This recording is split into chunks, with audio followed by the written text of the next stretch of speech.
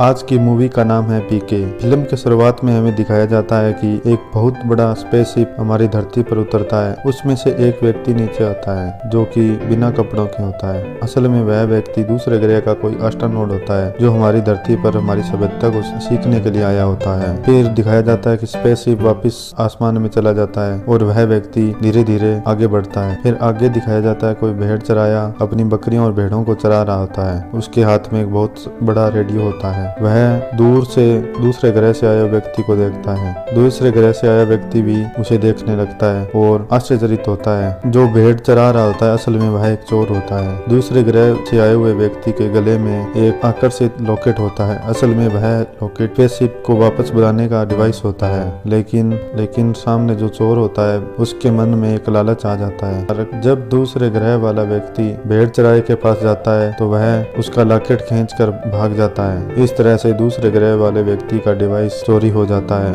अब वह अपने स्पेसशिप को वापस नहीं बुला सकता। इससे वह बहुत परेशान हो जाता है। दूसरे ग्रह से आया हुआ व्यक्ति शहर के बाहर पहुंचने पर उसे कुछ कारें हिलती हुई दिखाई देती हैं। जब वह हिलती हुई कार के अंदर देखता है तो उसे समझ आ जाता है कि इधर भी लोग हमारे जैसे ही होते हैं, लेकिन इन्होंने अपने रहने सहने के लिए कपड़े बनाए हुए हैं। वह डांसिंग कार से कपड़े और पैसे चुरा लेता है। इस तरह वह इधर उधर घूमने लगता है। दूसरे ग्रह से जो व्यक्ति आता है उसको कोई भाषा नहीं आती, ना वो बोल सकता है, क्योंकि उनके ग्रह पर ना कोई बोलता है ना कोई सुनता है। उधर इशारों से ही बात होती है। इसलिए वह बहुत परेशान हो जाता है किससे वह अपनी बात कहे किससे ना कहे। फिर उसकी मुलाकात एक बैंड वाले से होती है जिसका नाम भैरू सिंह होता है। भैरू सिंह एक बहुत ही साफ दिल का व्यक्ति होता है। जो दूसरे ग्रह से व्यक्ति आया उसको भाषा सीखने के लिए किसी का हाथ पकड़ना होता है। इसलिए वह इधर उधर जो भी मिलता है उसका हाथ पकड़ता है। इसलिए उसको बहुत मार पड़ती है। इसी तरह वह भैरू सिंह का भी हाथ पकड़ता है तो भैरू सिंह उसे कहता है कि तुम औरत और आदमी के बीच में अंतर को क्यों नहीं समझते। भैरू सिंह उसे एक कोठे पे ले जाता है। वहाँ पर एक लड़की मिलती है जिसका नाम छमिया होता है। भैरू सिंह उसके साथ उस अंतरिक्ष वाले व्यक्ति को बिठा देता है। अंतरिक्ष वाला व्यक्ति उसका हाथ पकड़ लेता है ताकि उसकी जो भाषा है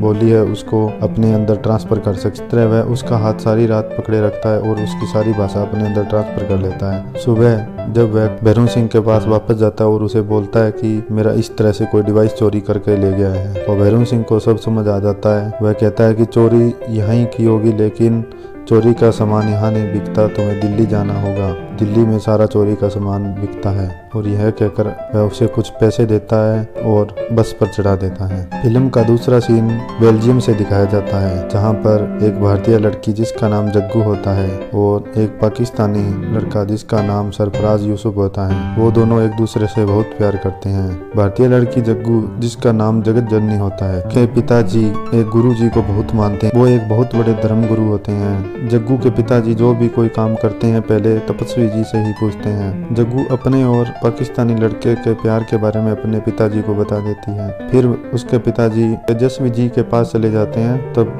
तेजस्वी जी बताते हैं कि वह पाकिस्तानी लड़का उसको धोखा देगा। यह बात वह जग्गू को बता देते हैं, लेकिन जब जग्गू सरफराज से बहुत प्यार करती है इसलिए वह उसे तुरंत शादी करने के लिए कहती है। दोनों की शादी की डेट फिक्स हो जाती है, लेकिन जब शादी वाला दिन होता है तब चर्च में सरफराज नहीं पहुंचता है। इससे जग्गू बहुत परेशान हो जाती है। को तेजस्वी जी वाली बात बहुत सही लगती है और वह निराश होकर इंडिया आ जाती है। इंडिया आने के बाद वह अपने दोस्त के पास न्यूज चैनल के अंदर काम करने लग जाती है। और फिल्म में दूसरी तरफ दिखाया जाता है जो व्यक्ति अंतरिक्ष से आया होता है वह दिल्ली में जगह जगह फिर रहा होता है और अपने लॉकेट के बारे में पूछता है। तब सभी लोग उसे कहते हैं तुम्हारी मदद तो भगवान ही कर सकता है। उनके ग्रह पर कोई भगवान नहीं होता है, इसलिए वह भगवान का घर पूछने के लिए इधर उधर जाता है। तब कोई उसे मंदिर में भेज देता है, कोई उसे मस्जिद में भेज देता है, कोई उसे चर्च में भेज देता है। इससे वह परेशान हो जाता है कि यहाँ तो अलग अलग भगवान हैं। वह मंदिर और मस्जिद और गुरुद्वारे और चर्च सभी में जाता है, लेकिन उसे कुछ समझ नहीं आ रहा होता है।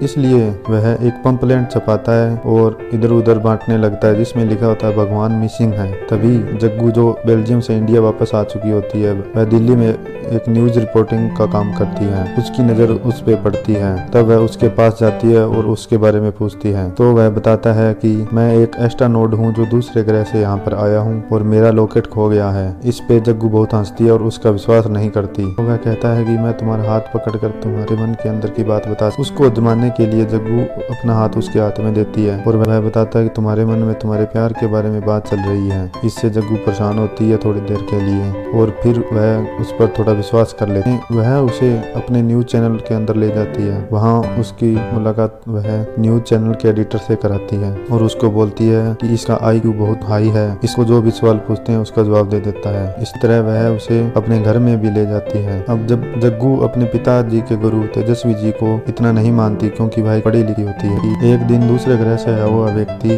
अपने डिवाइस को ढूंढते हुए कहीं जा रहा था, तब वह धर्म गुरु तेजस्वी जी के एक सत्संग में जाता है। वहाँ पर उसका डिवाइस स्टेज पर रखा होता है, जिसके बारे में तेजस्वी जी बता रहे होते हैं कि यह उसे हिमालय के पर्वत पर मिला था, जहाँ पर शंकर भगवान ने उसे खुद दिया था। यह सुनकर वह वहाँ चला जाता है और बोलता है, नहीं, यह रॉन्ग नंबर है, आपको भगवान ने गलत बताया है, यह मेरा डिवाइस है, कृपया करके मुझे लौटा दो। उसके ऐसे बोलने पर तेजस्वी जी के चेले वहाँ से उसे उठाकर बाहर फेंक देते हैं। फिर वह जग्गू को सारी घटना बताता है। जग्गू को वह बोलता है कि उसका डिवाइस तेजस्वी जी के ही पास है। धीरे धीरे जग्गू को पता चल जाता है कि तेजस्वी जी झूठ बोल रहे हैं, इसलिए वह तेजस्वी जी और दूसरे ग्रह से आए हुए व्यक्ति को अपने न्यूज चैनल के अंदर एक इंटरव्यू पर बुलाते हैं, जहां पर कहते हैं कि तेजस्वी जी यह कहते हैं कि यह लॉकेट शंकर जी भगवान ने मुझे खुद दिया था, लेकिन दूसरे ग्रह से आया हुआ व्यक्ति यह कहता है कि नहीं, ये तो मेरा डिवाइस है। लेकिन तेजस्वी जी इस बात को बिल्कुल मना कर देते हैं। दूसरे ग्रह से आया हुआ व्यक्ति जिसने जग्गू का हाथ पकड़ा था वह कह देता है कि आपने तो जग्गू के बारे में जो भविष्यवाणी की थी वो भी आपने झूठ बोला था। तब तेजस्वी जी उत्तेजित हो जाते हैं और कहते हैं कि तुम अगर साबित कर दो मेरी भविष्यवाणी झूठी थी तो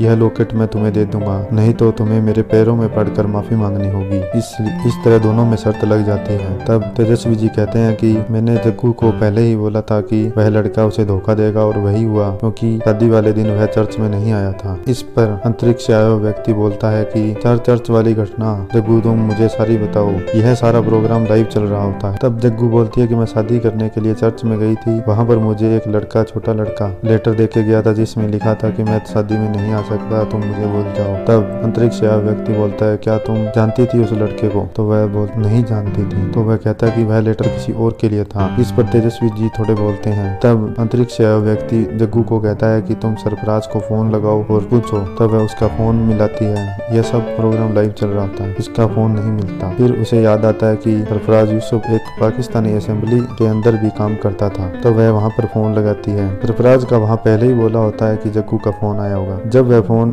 पाकिस्तान एम्बेसी में लगाती है, वह पाकिस्तान एम्बेसी में फोन लगाती है तो सभी लोग वहाँ खुश हो जाते हैं और बोलते हैं कि आपका फोन आने वाला था, ऐसा सरफराज ने हमें बोला है। यह सब प्रोग्राम लाइव चल रहा होता है, इसलिए सभी लोग एकदम से हैरान हो जाते हैं। फिर वह पाकिस्तान एम्बेसी के लोग सरफराज को फोन लगाते हैं और जग्गू को भी लाइन पर ले लेते हैं। फिर वो दोनों बात करते हैं और पूरी घटना को एक दूसरे को बताते हैं कि कैसे मैं वहाँ से चली गई थी। उसे अपराध कहता है कि तुमने मुझे लेटर लिख दिया था लेकिन फोन क्यों नहीं किया था? तो वह कहती है कि मुझे तेजस्वी जी की बात याद आ गई थी, इसलिए मैं बिना सोचे समझे वहाँ से आ गई। इस तरह वह कहता है कि मैं तुम्हें अब भी बहुत प्यार करता हूँ और बहुत मिस करता हूँ। इस तरह सभी लोग रोने लगते हैं, जग्गू भी रोने लगती है और तेजस्वी जी की भविष्यवाणी गलत हो जाती है कि उसने उसे धोखा दिया है। इस पर जग्गू के पिताजी जो खुद तेजस्वी जी के बहुत बड़े शिष्य थे, वह लॉकेट उस अंतरिक्ष वाले व्यक्ति को देते हैं और इस तरह अगला सीन दिखाया जाता है जहां पर पीके वापस अपने स्पेसशिप में चला जाता है। इस तरह यह फिल्म यहीं समाप्त हो जाती है।